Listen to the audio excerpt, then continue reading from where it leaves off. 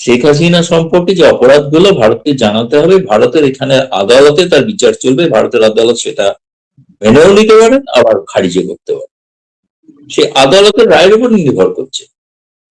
সুতরাং অবস্থার কোন প্রথম দিন থেকে শেখ হাসিনা বিষয়ে ভারতের পররাষ্ট্র মন্ত্রণালয় যা বলেছেন তার থেকে এক চুলও কোনো নতুন কোনো শব্দ সংযুক্ত হয়, এটুকুই বলতে পারি। এখন বাংলাদেশের কোর্টই বল, তাদেরই সিদ্ধান্ত নিতে হবে যে এরপরেও তারা আসবেন কি আসবেন। আজকে পররাষ্ট্র মন্ত্রণালয়ের ব্রিফিং ছিল, ব্রিফিং এ স্বাভাবিকভাবেই সন্ধ্যেবেলা কিছুক্ষণ আগে হয়েছে, এই প্রশ্নটাই করা হয়েছিল যে বাংলাদেশের পররাষ্ট্র মন্ত্রণালয় থেকে যে শর্ত আরোপ করা হয়েছে প্রধানমন্ত্রী তারেক রহমানের সফরের বিষয়ে, এই বিষয়ে ভারত সরকারের মত কি। এবং পররাষ্ট্র মন্ত্রণালয় যে মন্তব্য করেছিলেন সেটা একদম কূটনৈতিক শিষ্টাচার বহির্ভূত একটা বিষয়। কোনো দেশের কোনো ডিপ্লোম্যাটিক সম্পর্ক কোনো শর্ত সাপেক্ষে হয় না। আপনি শর্তগুলো যখন আসবেন দেখা করবেন তখন তুলতে পারেন, কিন্তু তার আগেই শর্ত পূরণ হবে। ভারতের থেকে তো ভারত শর্ত চাইতে পারে অনেক কিছু, না শর্ত দিয়ে তো কোনো হয় না।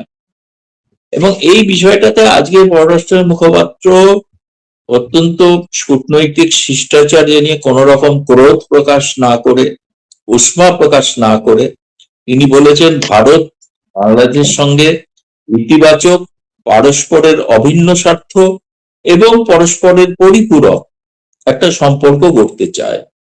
এ ব্যাপারে ভারত আগ্রহী। ভারত চায় যে সেখানকার মানুষের যে প্রয়োজনীয় যেগুলো উন্নয়নমুখী প্রকল্প আছে সেগুলো দুদেশের আলোচনার মাধ্যমেই সেগুলো হোক। ভারত দ্বিতীয় শর্ত, প্রথম শর্ত, দ্বিতীয় শর্ত ছিল যে শেখ হাসিনা এবং হাদি হত্যাকারীদের প্রত্যাবর্তন। সেক্ষেত্রে তারা পুরনো যে কথা বলেছেন তার পুনরুক্তি করেছেন এবং বলেছেন নীতির কোনো পরিবর্তন হয়নি, যাতে আপনি আসুন বা না আসুন। সেটা হচ্ছে আসুন না আসুন এটা বলেননি, এটা আমি যোগ করছি। তিনি বলেছেন যে আমরা বলেছি তাদের রিকোয়েস্ট আমাদের কাছে আছে এবং ভারতের যেটা এস্টাবলিশড প্রসিডিওর, যেটা নিয়ম, সেই নিয়ম অনুসারে সেগুলো পর্যালোচনা করে দেখা হচ্ছে এবং যখন পর্যালোচনা শেষ হবে তখন উপযুক্ত সিদ্ধান্ত হবে। অর্থাৎ তিনি বলতে চাইছেন এরকম নয় যে কালকে চিঠি পাঠিয়েছি পরশু দিনই সেটা ফেরত দিয়ে দাও, এটা তো হওয়া সম্ভব না। আরেকটা হচ্ছে কি, ইংরেজিতে খুব কঠিন শব্দ ব্যবহার করে বলেছে প্রভিন্সিটি, মানে কন্ডিউসিভ, অর্থাৎ অনুকূল পরিবেশ থাকতে হবে। অনুকূল পরিবেশটা বলতে তারা বুঝিয়েছেন শেখ হাসিনা যে 5ই আগস্ট যে প্রেস কনফারেন্স করেছিলেন তাতে বলা হয়েছে দুদেশের পরিবেশে দ্বিপাক্ষিক সম্পর্কের পরিবেশ বিষাক্ত হয়ে গেছে, ইংরেজি শব্দ ব্যবহার করেছিলেন ভিশিয়েট। তাতে আবার পুনরাবৃত্তি করে বলেছেন ভারত সরকার ওই প্রেস কনফারেন্সের বিষয়ে কিছুই জানে না এবং কোনো ব্যাপারেই সে ব্যাপারে কোনো মত নেই, যে কথা আগে বলা হয়েছিল তারই পুনরুক্তি করেছে। তো ফলে এখন তারপর তো প্রশ্ন হয়েছিল তাহলে কি তারেক রহমান আসছেন, তখন বলা হয়েছে যে আমাদের দুটো নিমন্ত্রণ তাকে দেওয়া আছে, তিনি যখন সে ব্যাপারে সম্মতি দেবেন তখন আপনাদের সেটা জানানো হবে। এখনো পর্যন্ত সম্মতি দেননি। এটাও একটা পরে প্রশ্ন হয়েছিল, যেটা হচ্ছে যে আচ্ছা দীনেশ ত্রিবেদী হাই কমিশনার গতকাল গভীর রাতে পররাষ্ট্রমন্ত্রী খলিলুর রহমানের সঙ্গে সাক্ষাৎ করলেন, সেখানে কি কোনো এই ভিজিটটা আবার রিভাইভ হওয়ার কোনো ব্যাপার রয়েছে, সেটা স্পষ্ট কোনো উত্তর দেননি। কিন্তু আকারে ইঙ্গিতে আমরা যেটা জানতে পেরেছি সেটা হচ্ছে বাংলাদেশের পররাষ্ট্র মন্ত্রণালয় সরকারের মধ্যে একটা প্রবল মতবিরোধ দেখা দিয়েছে।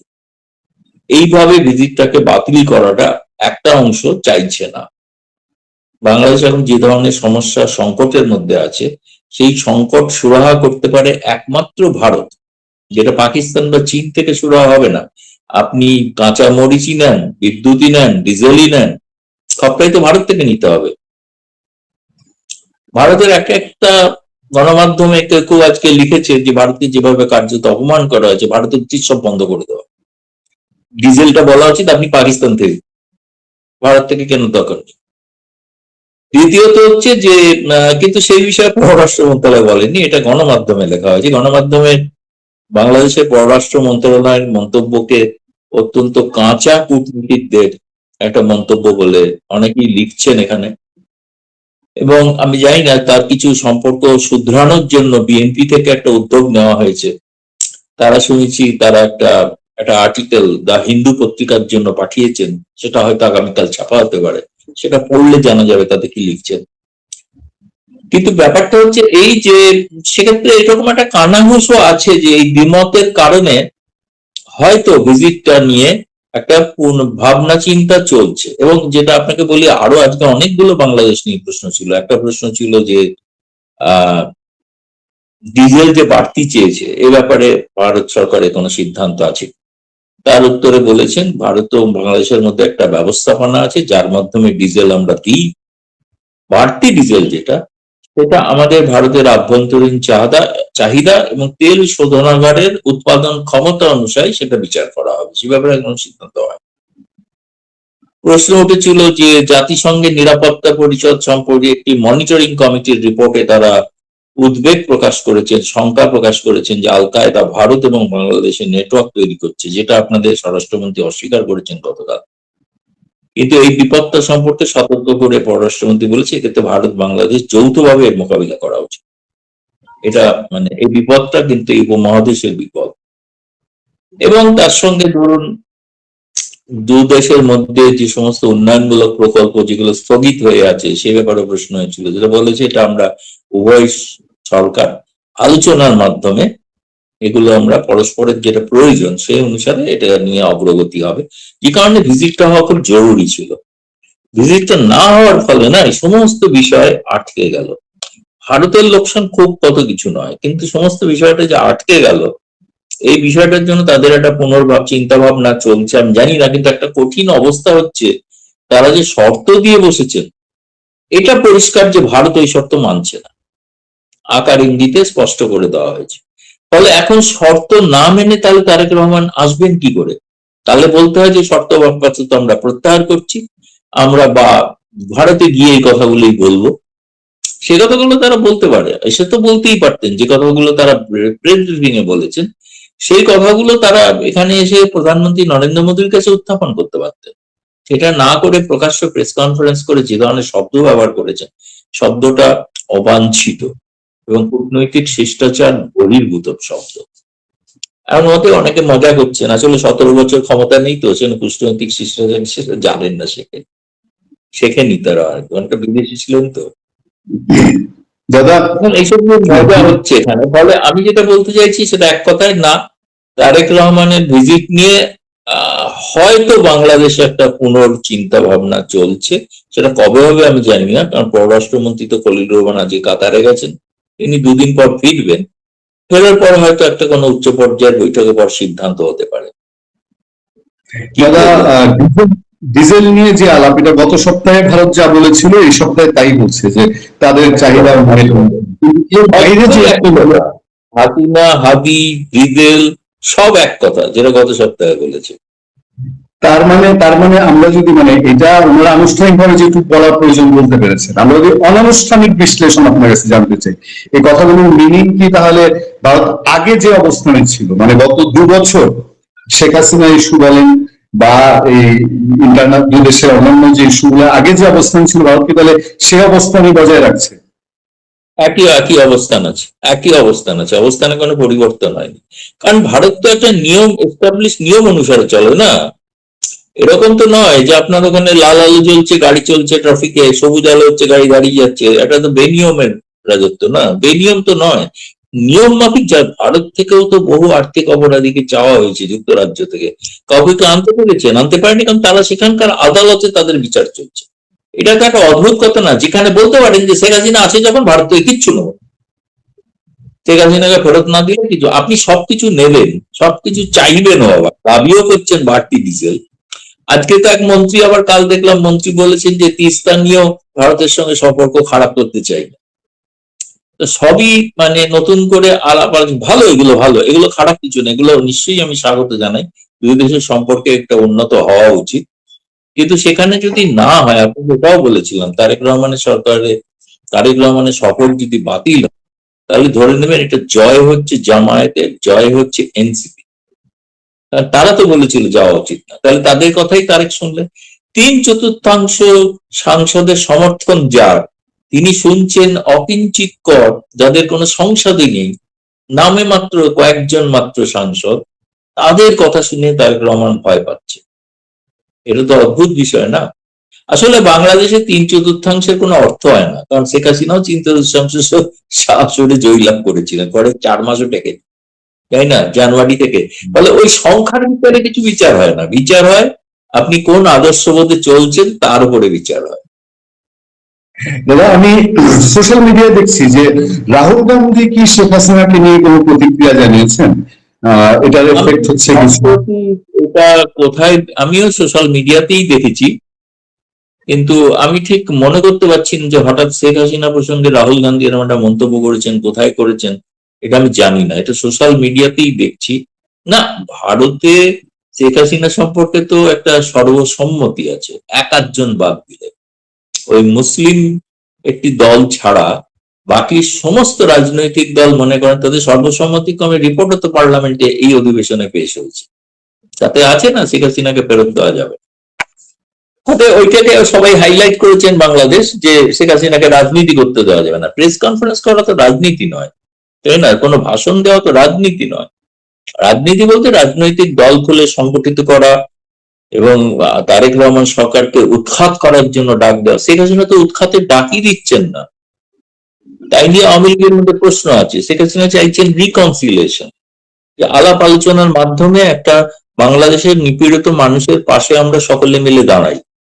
এই তিনি তো বলছেন না যে তিনি কাল ফেরত যাবেন, গিয়ে প্রধানমন্ত্রী হতে চাইছেন, তা তো বলছেন, তাই না। সেই বিষয়টা আমার মনে হয় বিএনপি সরকার, তারা আওয়ামী লীগ নাম শুনলেই ভয় পান আর কি। তাদের ভয় হচ্ছে তারা আওয়ামী লীগ যদি ফিরে আসে তাহলে তাদের পক্ষে সরকারের গদিতে থাকা হয়তো অসুবিধা হয়ে যেতে পারে। কিন্তু শেখ হাসিনা সেটা চাইছেন না, সেখানকার মানুষ যদি চান তো শেখ হাসিনা কি করবে। আমি আরেকটু গভীরে যদি জানতে চাই, এখন কি ব্যাপারটা এরকম জায়গায় চলে গেছে যে তারেক রহমান ইন্ডিয়ার আমন্ত্রণ গ্রহণ করে ইন্ডিয়া আসুক, আর নইলে ডিজেল তেল বা অন্য যা বিদ্যুৎ যা লাগে ওগুলো আমরা এখন দিব না, এরকম টানাপোড়েনে চলে গেছে? না না না না, ভারত সরকার এরকম আনুষ্ঠানিক কোনো সিদ্ধান্ত নেয়নি যে আমরা দেব না। সেটা আমি বলছি গণমাধ্যমে লেখালেখি চলছে, গণমাধ্যমে লেখা হয়, সকালবেলা ভোরবেলায় পড়েছি, ফার্স্ট পোস্ট নেটওয়ার্ক 18 যেটা অনলাইন, যেটার মালিক হচ্ছেন মুকেশ আম্বানি, তার ওখানে আজকে তো একটা ভারতীয় শিল্পপতি দল বাংলাদেশ সফর করছে এবং উচ্চ পর্যায়ের বৈঠক হচ্ছে। বাংলাদেশ সরকার সিদ্ধান্ত নিয়েছেন শুনলাম, দুটো টাস্ক ফোর্স তৈরি হচ্ছে, কি কি ক্ষেত্রে ভারত এবং বাংলাদেশের মধ্যে বাণিজ্য সম্পর্ক বাড়তে পারে। তারা হয়তো প্রধানমন্ত্রী তারেক রহমানের সঙ্গে সাক্ষাৎ করতে পারেন, আমি জানি না হয়েছে কিনা। ফলে অনেক ইতিবাচক দিক তো দেখতেও পাচ্ছি, কিন্তু বাংলাদেশ ওই একমাত্র শেখ হাসিনা ইস্যুটা নিয়ে তারা একটু আমার মনে হয় অতিরিক্ত বেশি ভাবছেন। তাদের তো লোক বলেছিল, হুমায়ুন কবির বলেছিল ইররেলিভেন্ট, আওয়ামী লীগ বলে কিছু নেন, তাকে নিয়ে সকাল থেকে রাত ভাবছেন কেন যে নাই, তিনি ইররেলিভেন্ট হয়ে গেছে। না না, তুই বললেন না, জবাব দিন, না না ওসব সার্জি গৌরের সঙ্গে কথা হয়নি, আওয়ামী লীগ তো ইররেলিভেন্ট। আওয়ামী লীগ ইররেলিভেন্ট, কিন্তু সার্জি গৌরী বিএনপির সঙ্গে দেখা করেননি, জামায়াতের সঙ্গে দেখা করেননি, এনসিপির সঙ্গে দেখা করেছেন ভারতের হাই কমিশনারের সঙ্গে আর আওয়ামী লীগ নেতার সঙ্গে, এটা কনফার্ম দেখা করেছেন এবং শেখ হাসিনার অনুমতি নিয়ে দেখা। তো ফলে আমি বলছি যে সেইটা নিয়ে তারা চিন্তিত হয়ে আছেন একমাত্র। তাদের ভয় পাওয়ার কি আছে, তাদের ভয় পাওয়ার তো কিছু নেই। বরং শেখ হাসিনার সঙ্গে আমার মনে হয় একটা যদি কোনোভাবে সমঝোতার রাস্তা খোলা যায়, সেক্ষেত্রে তাদের কিন্তু তারেক রহমানের গদি সুনিশ্চিত হতে পারে। আর তা না হলে আমি বলছি গদি সুনিশ্চিত নয়। মানে শেখ হাসিনা ইস্যুটা এইটাই কি যে ডিসেম্বরে উনি চলে আসতে পারেন, এই জন্য এখন টানাপোড়েনটা বেশি তাকে নিয়ে? হ্যাঁ, এই জন্য একটা চাপ তৈরি করা। আচ্ছা, তারা ভাবছেন যে প্রধানমন্ত্রী তারেক রহমান সফর করবেন না ভারতকে, ভারতের আমন্ত্রণ উপেক্ষা করলেন, তাতে ভারতকে অপমানিত বোধ করলো।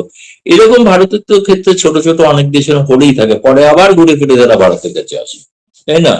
সেটা কোনো ব্যাপার না, কারণ ভারতের কাছে আরো অনেক বৃহত্তর অনেক বিষয় আছে। এই মুহূর্তে প্রধানমন্ত্রী সাংহাই কোঅপারেশনে যাবেন, সেখানে অনেক বেশি শিখর সম্মেলন আছে, তারপরে ব্রিক্স এর সম্মেলন, সেটা নিয়ে প্রস্তুতি শুরু হয়ে গেছে।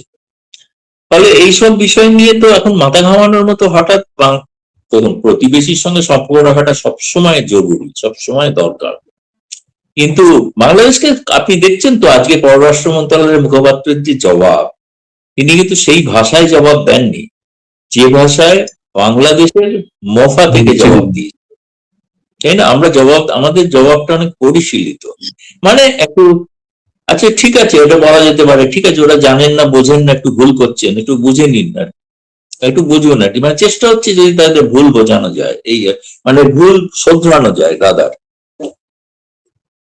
আমরা বাংলাদেশে আমরা বাংলাদেশে আজকে একটা আলাপ পেয়েছি এরকম যে হয়তো প্রধানমন্ত্রী বিমস্টেক সম্মেলনে যেতে পারেন এবং তার হয় একদিন আগে যাবেন বা ফিরবেন একদিন পরে, ওই সময়টা যদি একটা বাইলেটারাল বৈঠক মোদিজির সঙ্গে হয়, এরকম একটা সংবাদ আমরা শুনতে পেয়েছি।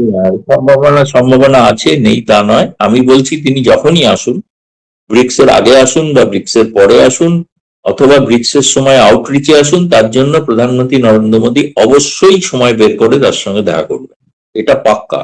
এ বিষয়ে কোনো দ্বিধা নেই। প্রধানমন্ত্রীকে ওই ধরনের তারা শর্ত আরোপ করে নেতিবাচক কথা বলেছেন বলে তার সঙ্গে দেখা করবেন না, এটা আদৌ নয়, এটা আদৌ নয়। আমরা এমন শুনেছি যে আন্ডার টেবিল এমন কিছু আলোচনা হয়েছে যে তারেক রহমানকে বিমানবন্দরে মোদিজি রিসিভ করতে হবে, তারপর তাকে গ্র্যান্ড ডালা রিসিপশন দিতে হবে, এই ধরনের কিছু টুকিটাকি বিষয় বোধহয় এগুলো তো ধরুন লজিস্টিক্স এর ব্যাপার। এখন শেখ হাসিনাকে প্রধানমন্ত্রী নরেন্দ্র মোদী নিজে রিসিভ করেছেন, তাতে যদি উনি সন্তুষ্ট হন তাহলে প্রধানমন্ত্রী নরেন্দ্র মোদী করবেন, তাতে আপত্তি কে? তাতে আমাদের তো ছোট হওয়ার কিছু হচ্ছে না, তার জন্য আমরা ছোট হচ্ছি না তো। আমরা তো চাইছি যে ছোট ভাই হিসেবে তাকে বোঝাতে চাইছি, তিনি যাতে সন্তুষ্ট হবেন তাতেই করতে পারি, কোনো অসুবিধা। কিন্তু হ্যাঁ, প্রত্যর্পণ হবে না, ওইটি হবে না, ওটি ছাড়া আর যা চাইবেন সব হতে পারে। তিস্তা তিস্তা এবং গঙ্গা নিয়ে অগ্রগতির সম্ভাবনা আছে তাহলে? সবই সম্ভব, তারেক রহমান এলে সবই সম্ভব, সবই সম্ভব। তারেক রহমান আসতে হবে, এলে এটা সম্ভব। ক্রিকেটও শুরু হওয়ার কথা, প্রস্তাব পেন্ডিং রয়েছে অনেকদিন আগে থেকে। বাংলাদেশ ক্রিকেট কন্ট্রোল বোর্ড প্রস্তাব দিয়ে রেখেছে যে তারা ভারতের সঙ্গে আবার ক্রিকেট খেলতে চায়। বাংলাদেশের তখন ক্রিকেট দলের অস্ট্রেলিয়ার মতো শক্তিশালী দলকে যখন হারিয়েছেন, তাহলে আমি আশা করবো যে ভারতকেও হারাতে পারে হয়তো। সেটা বাংলাদেশের ক্রিকেটের জন্য খুব ভালো সময় আসছে। সবশেষ প্রসঙ্গ দাদা, আমি আমি আমার দিক থেকে আমি মনে করি যে বাংলাদেশ এবং ভারতের জন্য সবচেয়ে ডেঞ্জারাস জিনিস যে এখন যেসব টানাপোড়েন এগুলো সাময়িক, এই দুই দেশের মধ্যে বাস্তবতা হচ্ছে সমস্যা জিয়ে রেখে কারো কোনো লাভ নাই, সমস্যার সমাধান হবেই।